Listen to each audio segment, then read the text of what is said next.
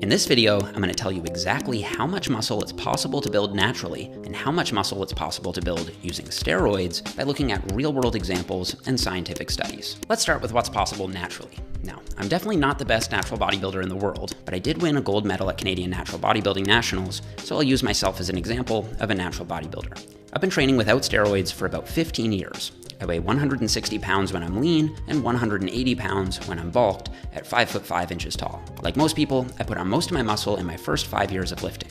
Both of my parents were bodybuilders, so I trained pretty hard from the start. In my first 5 years, I gained around 20 pounds of muscle. Over the next 5 years, I put on a little more muscle, but not as much, only another 5 pounds or so.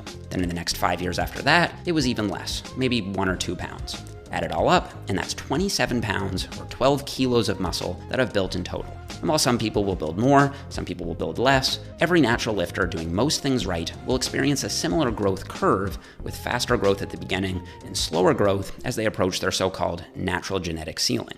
And research backs this up. Studies show that men tend to max out their natural potential after gaining 20 to 40 pounds or 9 to 18 kilos of muscle mass, and women tend to max out their natural potential after gaining 12 to 24 pounds of muscle. And while I think it is possible to gradually nudge that ceiling up with advanced training and diet strategies, that nudging will be marginal. Now, of course, in order to max out your natural potential, you need to do things consistently well with your training and diet. This means that you train hard, regularly approaching failure, you maintain consistent technique, you do enough training volume, 5 to 15 sets per muscle per week is a good ballpark, you do a variety of exercises, and you aim to add some weight or some reps to those exercises over time. On the diet side of things, you need to eat enough calories, ideally being in a moderate caloric surplus for at least half your lifting time, and you need to eat enough protein, ideally eating at least 0.7 grams of protein per pound of body weight or 1.6 grams per kilo.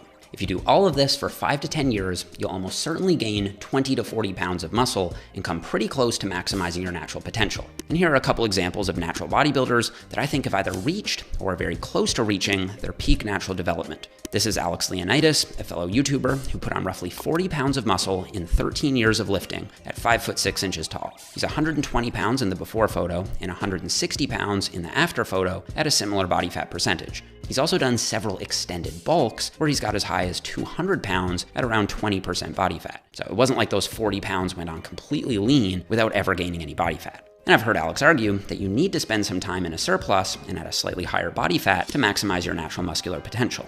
As a taller example, this is Jeffrey Verity Schofield, another fellow YouTuber who put on roughly 43 pounds of muscle across 10 years of lifting at 6 feet tall. He's 150 pounds in the before photo and 193 pounds in the after photo at a similar body fat percentage. Once again, it's worth mentioning that Jeff did a series of bulks and cuts, getting up to 224 pounds at his peak bulk weight before cutting down to 193.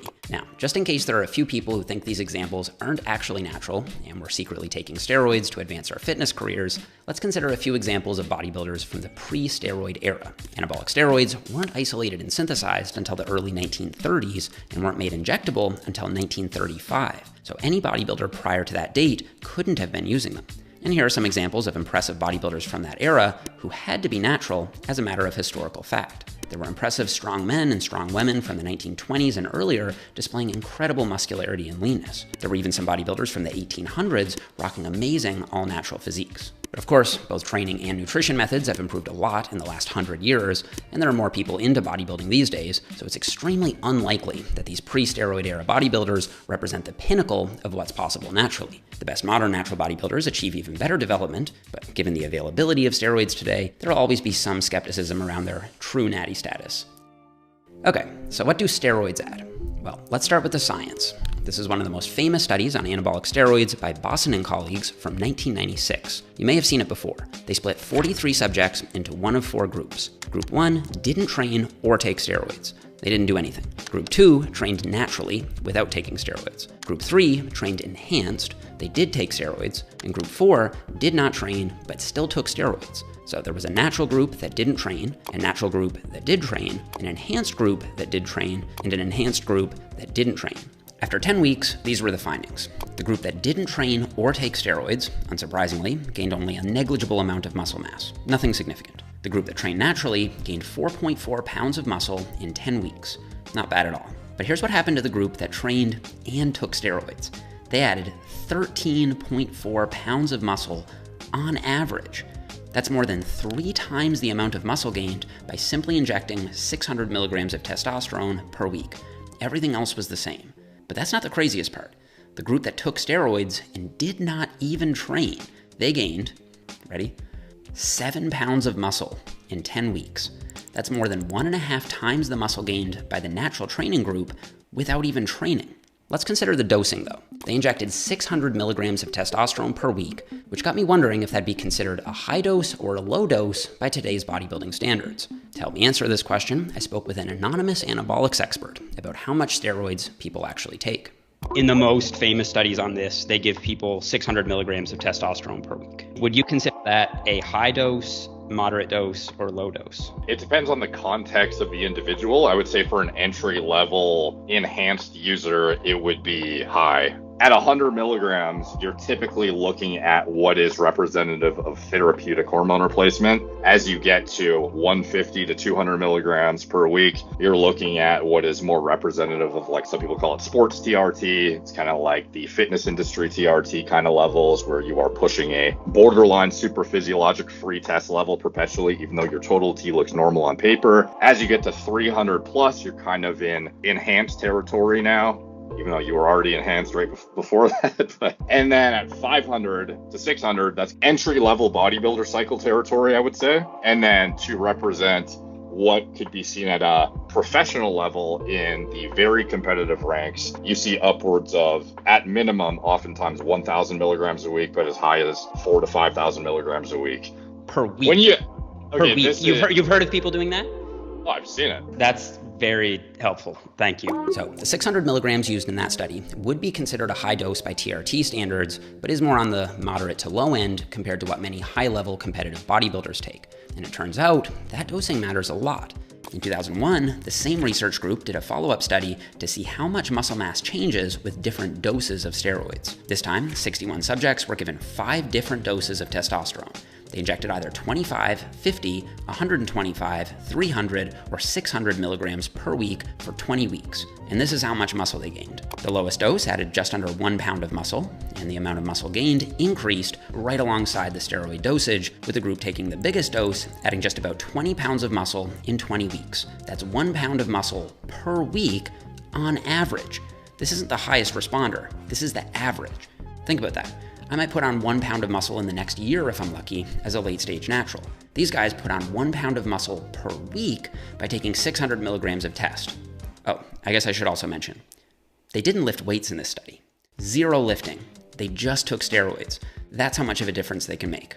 But again, many IFBB bodybuilders wouldn't even consider 600 milligrams a high dose. My anonymous source told me that he knows competitive bodybuilders that take 5 to 10 times that amount. So let's take a break from the studies and have a look at what steroids actually do in the wild.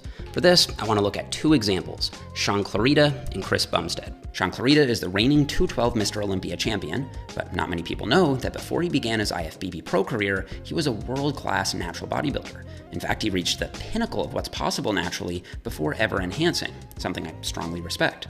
As a natural competitor at the WMBF Natural Bodybuilding Worlds, the most stringently drug-tested event in the world, Shaun weighed 130 pounds or 59 kilos on stage. We can assume he was maxing out his training and nutrition at this time because, come on, here he is repping 900 pounds on the leg press, and here he is training his arms from the same year. This guy's always trained super hard. So based on some rough math and what I could find online, it looks like he added something around 20 pounds naturally, going from 110 pounds to 130 pounds at 5 foot 2 inches tall. Then, after reaching the pinnacle of the sport naturally, he started enhancing and added, wait for it, another 60 pounds to his physique. That's 3 times the amount of muscle that he built naturally. Chris Bumstead is the reigning Mr. Olympia Classic Physique champion and is without a doubt one of the greatest classic bodybuilders of all time. Chris started lifting at the age of 14 when he weighed 170 pounds or 77 kilos at 6 foot 1 inches tall. Over the next 5 years of natty training, he grew to be 225 pounds or 102 kilos by the time he was 19.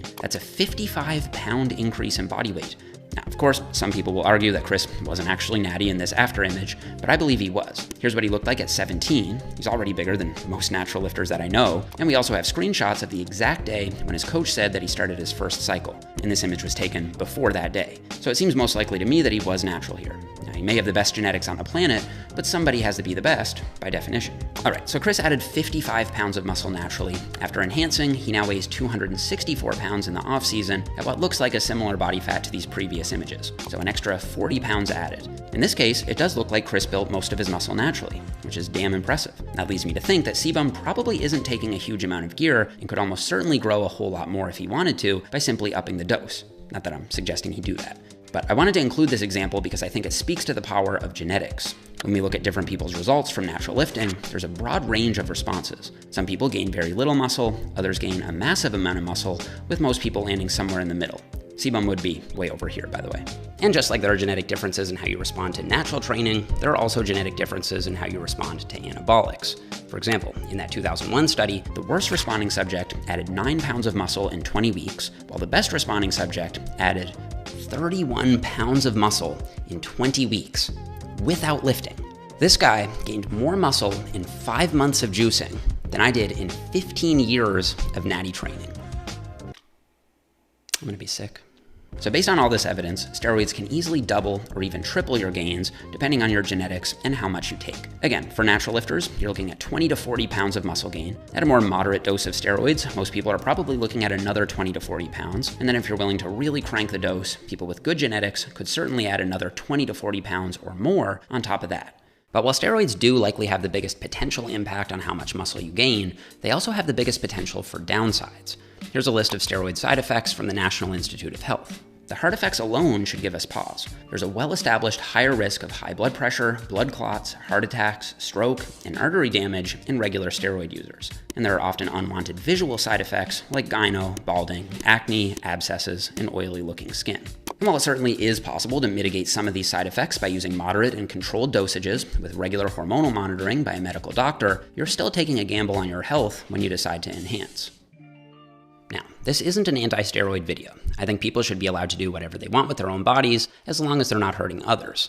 But I also think it's important that people actually understand what steroids really do, both good and bad. If you're thinking about enhancing, I think it'd be smart to at least max out your natural potential first. This will force you to understand your body and force you to learn how to pull the training and nutrition levers most effectively for your physique. That knowledge will then empower you so that you don't feel like you need anabolics, and it'll give you enough time to really make an informed decision. Natty maxing is usually not possible until at least 10 years of hard, smart, and dedicated training, so it'd be smart to get a decade of lifting under your belt before you even consider juicing, in my opinion. And of course, if your goal is to maximize your health, it'd be smart to stay natural unless a medical professional recommends hormonal treatment. It's also worth mentioning that, given what we know about steroids and genetics, it just doesn't make sense to judge the value of someone's training advice based on how big they are. For example, it's fairly common for people to point to enhanced bodybuilders, note how much bigger they are than other lifters, and use that to imply that their training methods must be better. But of course they're going to be bigger if they're on steroids, especially if they also have good genetics. That doesn't mean that their training methods are better. It doesn't mean that their training methods are worse either. It's just not a valid comparison. We should determine whether or not someone has good training advice based on sound reasoning. That reasoning can come from scientific evidence or anecdotal evidence or just years of experience, but we need to evaluate that evidence based on its own merits, not based on the size of the person giving it. Anyway, I thought this was a fascinating subject to dig into, and I'm curious if you guys are surprised by how much of a difference steroids actually make, or if that lines up with what you already thought. I personally knew that they made a big difference, but some of these numbers surprised me if I'm being honest. All right, that's it for this one, guys. Don't forget to leave me a thumbs up if you enjoyed the video, subscribe if you haven't already, and I'll see you guys all here in the next one.